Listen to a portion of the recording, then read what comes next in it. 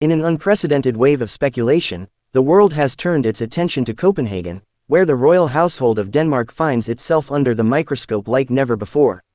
The glimmering image of King Frederik X and Queen Mary, a royal couple long adored for their seeming perfection, has been shaken by a series of shocking developments now confirmed by international press outlets. And while rumors have circulated for months, if not years, the latest confirmation has left royal watchers stunned and concerned. News about Queen Mary has finally been verified by the highest echelons of Danish royal communications, and the implications are staggering. The Danish monarchy has always been revered for its stability, its modern flair balanced by a centuries-old legacy.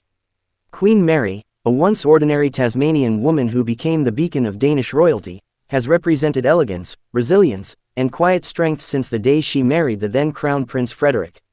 Together, they painted the picture of a love story that transcended borders, language, and class, a fairy tale fit for the 21st century.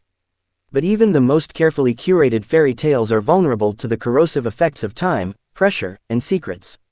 What started as whispers in European tabloid columns quickly erupted into headline news across major international media platforms.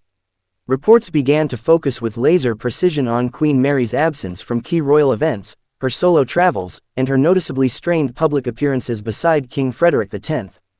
Initially dismissed as coincidental, these patterns began to form a mosaic of tension that no longer could be ignored. Photographs revealed more than just outfits and tiaras, they captured awkward body language, emotional distance, and lingering glances filled with silent messages. The Queen, known for her grace under fire, could no longer mask the emotional fatigue that seemed to weigh on her every step. As the media frenzy escalated, the royal court remained tight-lipped, offering only bland, routine statements that failed to silence the growing buzz. Then came the tipping point.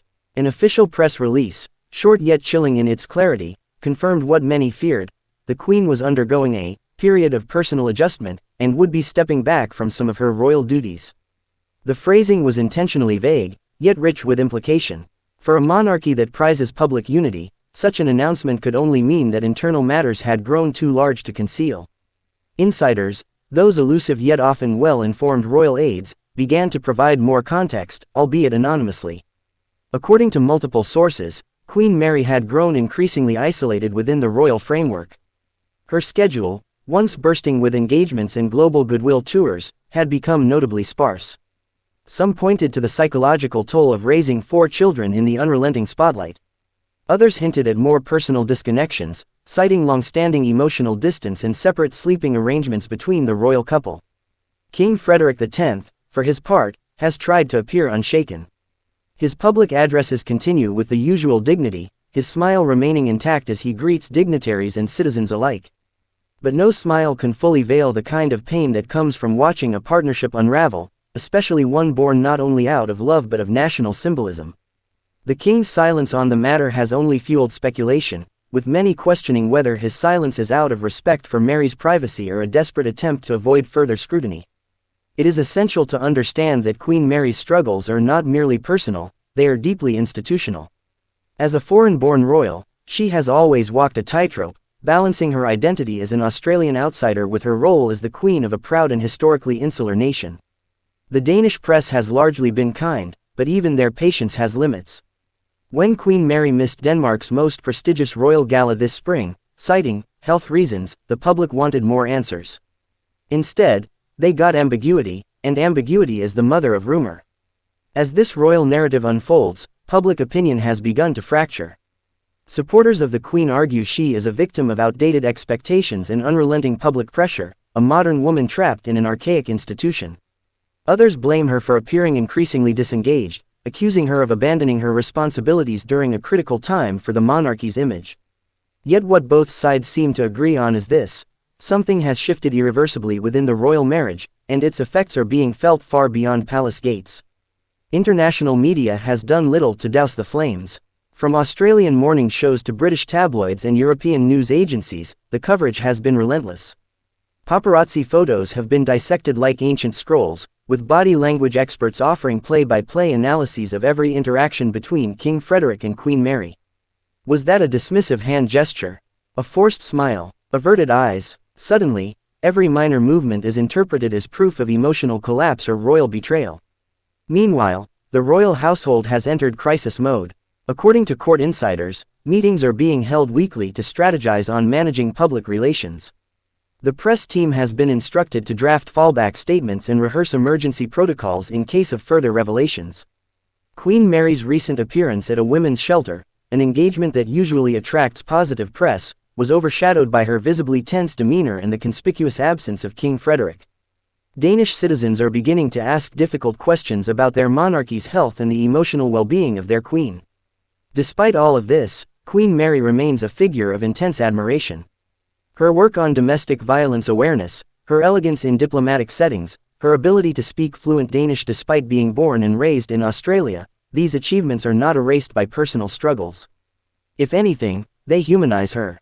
But therein lies the paradox. The public wants their royals to be human, but not too human. Vulnerable, but not weak. Emotional, but not messy. And Mary, now facing the fiercest scrutiny of her reign, finds herself at the crossroads of these impossible expectations. King Frederik, too, stands on precarious ground. While once seen as the Golden Prince of Denmark, now turned sovereign, his leadership is being tested in ways he never anticipated. His ability to balance transparency with discretion, strength with compassion, and tradition with progress will likely define his legacy. Already, political commentators have started to weigh in, warning that the monarchy cannot afford another scandal, not in an era when many young Danes are questioning its very relevance. Questions now abound. Will the Queen return to full royal duties, or will she gradually transition into a more private role, akin to that of Queen Margrethe after her abdication? Will the couple issue a joint statement addressing the public directly, or will they continue to let palace PR speak in riddles? Most crucially, what does this mean for the future of their children, especially Crown Prince Christian, who is being groomed for a throne that now seems surrounded by instability? The echoes of Queen Mary's confirmed status ripple far and wide. In Australia, her homeland, debates have emerged over whether she might eventually return there, perhaps permanently. In Denmark, older citizens express sorrow, while the younger generation debates whether the concept of royalty still holds value. Throughout Europe, royal families watch with cautious eyes, understanding all too well how quickly adoration can turn to scandal in the age of social media. In moments of such public unraveling, it is easy to forget the humanity behind the crown. The long corridors of Amalienborg Palace may be filled with priceless art and historic furniture, but they are also filled with private sorrows, hushed conversations, and the struggle to maintain a sense of normalcy while being anything but normal. Queen Mary and King Frederik, for all their privilege, are now players in a very public drama where the stakes are impossibly high and the script is out of their hands. As more international press outlets confirm updates, the narrative becomes harder to control. New reports suggest that Queen Mary may spend extended time abroad, perhaps even in Australia or Switzerland, as part of her recovery and reflection period. Though framed as a temporary retreat, the symbolism of such a move cannot be overstated. A queen stepping away from her country's royal heartland is an act that sends a message, one that is both emotional and political. Royal watchers will undoubtedly continue to dissect every update, every photograph, every silence. But perhaps the most telling signs are not in what is said but what is left unsaid. For a couple that once symbolized unity, the growing space between them speaks volumes. And for a nation that has long believed in the fairy tale, the reality now knocking at the palace gates is harder to accept. What happens next remains uncertain. But one thing is clear, the Danish royal family will never be quite the same again. This is more than a moment of marital discord, it is a defining chapter in the story of modern monarchy. Queen Mary's confirmed distance from royal life is not the end of her influence, it may, in fact, mark the beginning of a new kind of legacy. And so, dear viewers, as we await the next chapter of this emotional royal saga, we ask you, do modern monarchies need to evolve more radically to survive in today's world, or is the world simply no longer willing to believe in fairy tales? Don't forget to like, share, comment your thoughts, and subscribe for more gripping royal updates.